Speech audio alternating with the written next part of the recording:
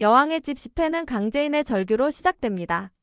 경찰차에 강제로 실려가는 강승우의 모습을 멍하니 바라보던 제인은 바닥에 주저앉은 채 떨리는 입술로 그 이름을 불렀어요. 그 어떤 것조차 잃어본 적도 뺏긴 적도 없겠지만 곧 경험하게 될 겁니다. 정말 잘 됐어. 당신에게 이렇게라도 복수를 할 수 있어서. 승우야. 무슨 일이야? 왜 내가 이런 일을 당해야 해? 왜 하필 너야? 강승우는 수갑이 채워진 손으로 애써 손을 들어 누나에게 무언의 메시지를 남기려 했어요. 그의 눈빛엔 억울함과 두려움 그리고 누나에게 향하는 신뢰가 섞여 있었어요. 누나, 나 진짜 아니야. 절대 그런 일 안 했어. 믿어줘, 제발. 경찰차의 문이 닫히는 그 찰나에도 그의 외침은 제인의 귓가를 떠나지 않았어요. 출발하는 차량을 망연히 바라보다 결국 바닥에 고꾸라진 제인은 눈물을 참지도 못하고 흐느꼈어요. 무슨 일이 벌어지고 있는 거야? 이게 대체 무슨 시나리오야? 제인은 정신을 다잡고 병원으로 향했어요. 도희의 장례식장은 조용했지만 그 안에는 수많은 감정이 뒤엉켜 있었어요. 그녀는 조문객으로서가 아니라 죄책감과 진실을 밝히고자 하는 이로서 도희 앞에 섰어요. 도희 씨, 정말 죄송해요. 제가 조금만 더 일찍 눈치챘다면 당신이 이토록 아프게 떠나지 않았을 텐데. 김도윤은 동생의 영정 앞에 앉아 말을 잇지 못했어요. 눈가가 붉어진 그는 고개를 들지 않고 낮은 목소리로 제인에게 대답했어요. 도희는 그런 아이였어요. 늘 남 생각 먼저 하고 자기가 다 안고 살던 애였어요. 그래서 결국 이런 결말을 맞았죠. 이 세상은 그런 아이를 보호해주지 않더군요. 제인은 입술을 꽉 깨물며 고개를 끄덕였어요. 그런 세상이 원망스러웠고 무엇보다 자신이 도희를 지켜주지 못했다는 사실이 그녀를 짓눌렀어요. 저 도희 씨가 남긴 자료. 그 안에 진실이 있는 것 같아요. 어젯밤에 다시 꺼내봤어요. 그 안에는 이름이 적혀 있었어요. 제 남편, 세리, 그리고 엄마까지. 도윤은 눈을 들었고 두 사람의 시선이 교차했어요. 무거운 정적이 감돌았지만 그것은 전쟁을 앞둔 침묵처럼 느껴졌어요. 그 사람들이 모두 관련돼 있다는 말씀이시죠? 네. 도희 씨는 이미 다 알고 있었어요. 마지막까지 이 진실을 밝히려고 했던 거예요. 그래서 그들은 그녀를 막고 싶었겠죠. 그렇다면 이제 우리가 해야 할 일도 명확해졌네요. 누가 내 동생을 죽였는지, 왜 죽였는지, 그리고 그 값을 반드시 치르게 할 겁니다. 제인은 고개를 끄덕이며 그 자리에서 일어섰어요. 그녀는 흔들리는 다리를 억지로 일으켜 세웠고 눈물은 더 이상 흐르지 않았어요. 대신 그 눈동자엔 분노와 결의가 자리했어요. 그 누구도 이 고통에서 빠져나갈 수 없을 거예요. 제가 그렇게 만들 거예요. 그렇게 제인은 조용히 장례식장을 빠져나갔어요. 그리고 본격적인 반격을 준비하기 시작했어요. 그날 밤 강재인은 홀로 서재에 앉아 도희가 죽기 전 조사하던 서류를 다시 펼쳐보기 시작했어요. 조명이 은은하게 내려앉은 서재 책상 위 그녀는 도희가 작성한 메모, 이중 계약서, 복사본, 내부 이메일들을 조심스레 펼쳐두었어요. 한 장 한 장 넘길 때마다 그녀의 눈빛은 더욱 단단해졌고 손끝엔 분노와 슬픔이 동시에 서려 있었어요. 이렇게까지 다들 알고 있었단 말이에요. 이건 단순한 비리가 아니었어요. 도희 씨, 당신이 이걸 정리하려 했던 이유 이제야 알 것 같아요. 제인은 서랍에서 오래된 USB를 꺼내 노트북에 연결했어요. 도희가 남긴 자료들이 빽빽히 들어있었고 몇 개의 영상 파일이 눈에 들어왔어요. 제인은 마우스를 조심스럽게 움직여 첫 번째 영상을 재생했어요. 화면엔 도희가 직접 카메라를 응시하며 말하는 모습이 담겨 있었어요. 이걸 보고 있는 당신이 누군지는 모르겠지만 부디 이 진실을 묻지 말아주세요. 황기찬 이사와 캐서린 디자이너 그리고 YL그룹 이사 최자영.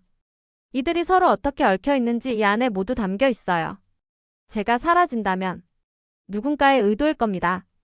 그 영상을 본 순간 제인은 숨이 턱 막히는 듯 했어요. 그녀는 떨리는 손으로 입을 가리며 눈물을 흘렸어요. 정말 이 모든 걸 당신 혼자서 다 감당했던 거예요. 도희 씨, 당신이 얼마나 무서웠을까? 얼마나 외로웠을까? 제인은 눈가에 눈물을 닦고 결심하듯 일어섰어요. 그녀는 이제 더 이상 침묵하지 않기로 마음먹었어요. 숨기지 않을 거예요. 그 누구도. 당신의 진실 제가 밝힐게요. 한편 그 시각 세리는 황기찬의 집을 찾았어요. 문이 열리자 그는 짙은 그림자 같은 눈으로 그녀를 맞이했어요. 손에 쥐고 있던 위스키 잔을 비우며 무거운 한숨을 내쉬었어요. 기찬 씨, 괜찮아요? 내가 걱정돼서 왔어요. 세리야, 도희가 죽었어. 우리가 만들어낸 결과야. 그 애가 뭘 안다고 왜 그렇게까지 했을까? 세리는 천천히 그의 옆에 앉아 그의 손을 잡았어요. 도희 씨는 안 됐지만 당신은 그런 선택을 한 적 없어요. 그건 우연이었어요. 운명이 우리를 이렇게 몰아간 거예요. 우리가 원하는 삶을 위해선 어쩔 수 없었다고요. 기찬은 한참을 그녀를 바라보다가 고개를 숙였어요. 세리야, 우리 지금 어디로 가고 있는 거지? 난 이 길이 끝까지 갈 수 있을지 모르겠어. 세리는 단호한 어조로 말했어요. 난 갈 수 있어요. 그리고 당신도. 하지만 그러려면 더는 머뭇거리지 말아야 해요. 이제 선택해야죠. 강재인의 남편으로 남을 건지 아니면 나랑 새로운 삶을 살 건지. 기찬은 대답하지 못했어요.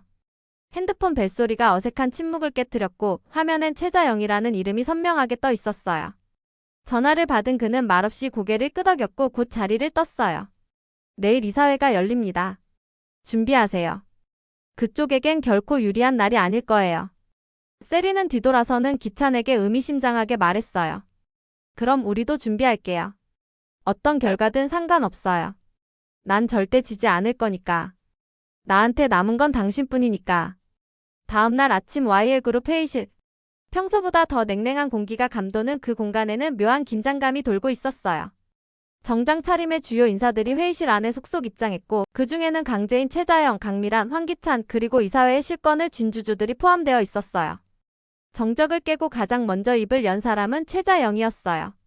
그녀는 말끔한 복장에 눈빛마저 서늘했어요.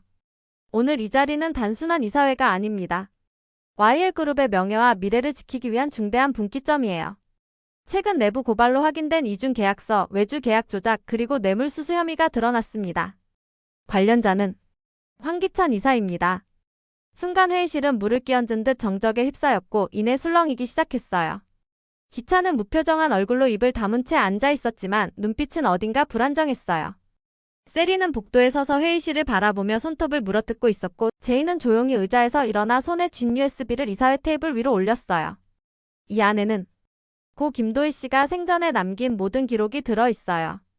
계약서, 녹취록, 내부 이메일 그리고 결정적인 증거까지 이사회 여러분께 모두 전달드릴게요. 판단은 각자의 몫이에요. 기찬은 제인을 향해 작게 속삭였어요. 정말 이렇게까지 할 줄은 몰랐어. 내가 끝까지 날 이렇게 부정할 줄은. 제인은 흔들리는 눈빛으로 그를 바라보다 말했어요. 당신이 먼저 날 배신했어요. 나를 부정했고 우리 아이를 속였고 가족을 외면했어요. 그 대가를 치러야죠. 이사회의 분위기는 급속히 얼어붙었고 몇몇 주주들은 곧 회의실을 떠나며 별도 회의 소집을 요구했어요. 이사장 대행은 무거운 목소리로 결정을 내렸어요. 황기찬 이사의 직무를 즉시 정지하고 내부 감사와 외부 조사단을 투입하겠습니다. 향후 결정은 감사 결과를 바탕으로 하겠습니다. 그 순간 제이는 눈물을 보이지 않았어요. 대신 그녀의 손은 단단히 쥐어져 있었고 숨소리는 차분했어요. 그녀의 눈빛은 복수심보다도 정의를 향한 굳은 의지로 가득 차 있었어요. 회의가 끝나자 복도에 서 있던 강세리는 급하게 핸드폰을 꺼내 어디론가 전화를 걸었어요. 이대로는 안 돼. 기자들 준비시켜. 지금이야. 황기찬이 이렇게 무너지는 모습 우리가 먼저 그림을 그려야 해. 그녀는 곧바로 호텔로 이동했고 예약해둔 기자회견장을 세팅했어요. 곧 각종 언론이 몰려들었고 그녀는 단정한 차림으로 마이크 앞에 섰어요. 저는 황기찬 이사의 연인입니다. 그리고 이 모든 상황은 강재인과 그녀의 어머니 최자영 이사의 함정에서 비롯된 겁니다. 그들은 저를 질투했고 저를 음해했어요. 저는 단지 사랑했을 뿐입니다. 그 죄로 이렇게 공개 망신을 당하는 겁니다. 그녀는 눈물을 닦으며 기자들 앞에 연기처럼 슬픔을 표했어요. 하지만 그 순간 조용히 등장한 한 사람이 회견장을 뒤흔들었어요. 그는 카메라 하나만을 들고 조용히 걸어 들어왔고 곧 단상 앞에 섰어요. 바로 김도윤이었어요. 무표정하지만 단단한 눈빛을 가진 그는 단호하게 말했어요. 지금부터 진짜 증거를 공개하겠습니다. 고 김도희 씨가 남긴 진실을요. 이건 감정이 아니라 사실입니다. 그의 손에 들린 태블릿 화면에는 도희가 생전 남긴 내부자 녹취 파일이 준비되어 있었고 첫 번째 파일이 재생되기 시작했어요. 녹취 속 목소리는 분명 황기찬의 것이었고 뇌물수수와 이중계약, 공사 부정 수익에 대해 상세히 언급하고 있었어요. 기자들은 일제히 플래시를 터뜨렸고 강세리는 뒷걸음질치며 핸드백을 움켜쥔 채 입을 다물었어요. 마침내 거짓은 무너지고 진실이 고개를 들기 시작한 순간이었어요. 오늘은 여기까지입니다. 끝까지 함께 해주셔서 정말 감사드려요. 구독과 좋아요 그리고 알림 설정까지 해두시면 다음 회차 리뷰도 빠르게 받아보실 수 있어요. 그럼 저희는 다음 영상에서 다시 만나요.